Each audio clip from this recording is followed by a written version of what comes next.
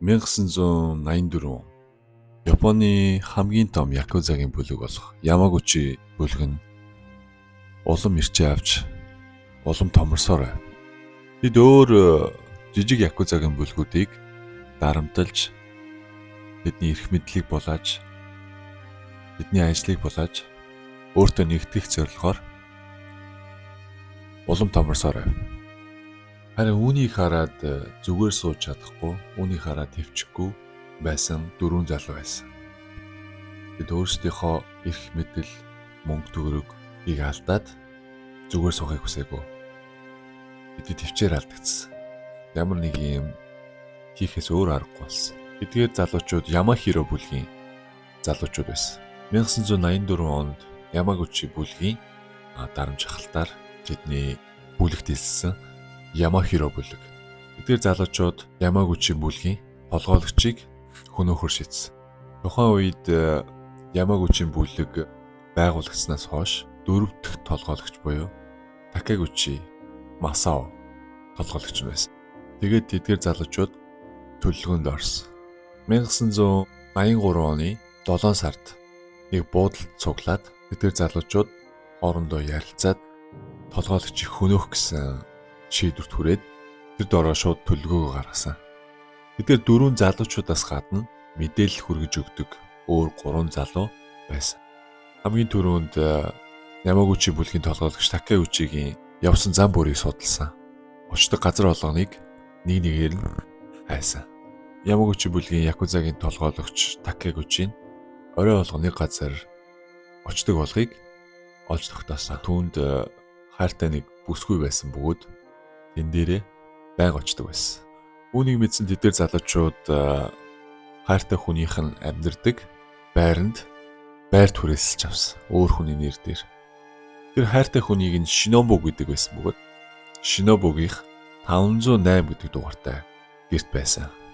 Харин якузагийн толгойлогчийг хөнөөхөр шийдсэн дөрвөн залуучууд 904 төгөөрөнд байр түрээслээд тагнуулын хэрэгэлдэг чагнах төхөөрөмж хэрэгжилж эхэлсэн. Якузагийн толгойлогч Такеучид ойр дотныхан хүмүүс бүгд хэлсэн. Ерөнхийдөө байдал ер нь нэлээд эвгүй байх шүү. Чамааг хөнөөх гэсэн бодолтой, австрыг гэсэн зорилготой залууч гадуур нэг байна. Тийм болохоор би хамгаалагчаа ихсэе. Өшөө олон би хамгаалагчтай болъё гэж ойр дотныхон хүмүүс бүгдээр хэлж ирсэн.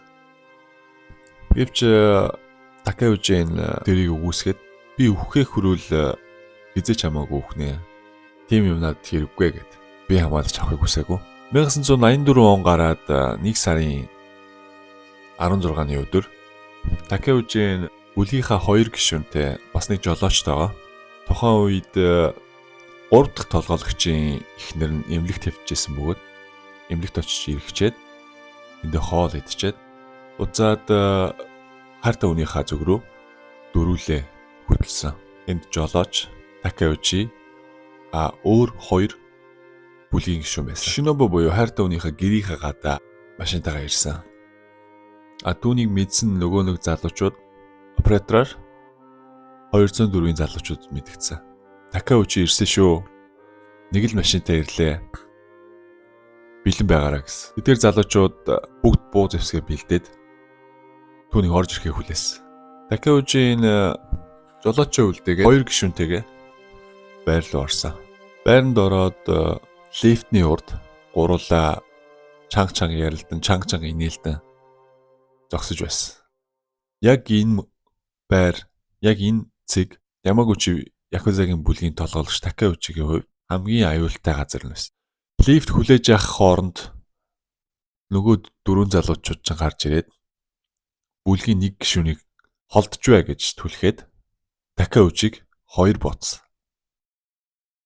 Буутахад бүлгийн нэг гишүүн нөгөө бууцсан залуулууд дайрсан. Барьж аваад унгаасан. Түүний дээр нь гараад буугийн салгах гэж оролдсон бол 4 залуу байсан болохоор нэг нь ирээд дахиад тэр залууг бууцсан. Тухайн үед бүлгийн 2 гишүүн нөгөө 4 залуу руу дайрж толгойлогчоо хамгаалах гэж оролдсон. Харин толгойлогч нь 2 буудуулчаад амжиж хаалгаар гарч зогтсон. Бүлгийн 2 гишүүн бол тухайн үедээ хоёулаа буудуулаад тэр доороо нас орсон. Гадаа жолооч нь хүлээж байсан бөгөөд баахан бууны дуу гараад ирэхээр нь Такеужи гүүгээд гараад ирсэн. Машины жолооч Такеужиг гяс машиндаа суулгаж аваад хөдлөх гэсэн боловч урд буутай залуу ирээд буутах гэж зогсож байсан. Харин машины жолооч хаазаа тултлан гიშгээд тэр буутай залууг мөргөж унгаад цугтаасан. Такеужийн 2 удаа буудуулсан бөгөөд нэг нь гарандаа нэг нь цээжиндээ буюу зүрхэн тус газраа буудуулсан байсан. Тэр доороо бүлгийнхаа байр руу явж тэндээсээ төрний дэрэгт суугаад эмнэлэг рүү хүргэсэн. Шуурхаа мис заслалд орж 26 цаг мис заслал нь үргэлжилж хийсэн боловч тэр ам гарч чадаагүй бөгөөд 26 цагийн дараа нас орсон. Ингээд Японы хамгийн том Якузагийн бүлгийн толгойлогч Такеужи нас орсон. Үүний дараа төллөөг хэрэгжүүлсэн 4 залуугийн 3 нь баригдсан бөгөөд нэг нь ганцаараа зүхтэж амьдсан байна. 3 залуу одоо ч гэсэн шоронд өөрийнхөө хийсэн хэрэгээ хүлээгээд шоронд сууж байгаа.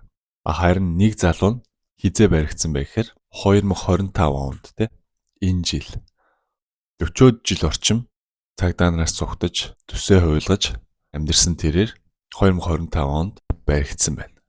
Тухайн үеийг дөргиож байсан эдгээр залуучууд нь Японы Якузагийн түүхэнд нэр маш тодор үлдээсэн бөгөөд тэд нэрийг одоо ч хүртэл ярьсаар байдаг байна.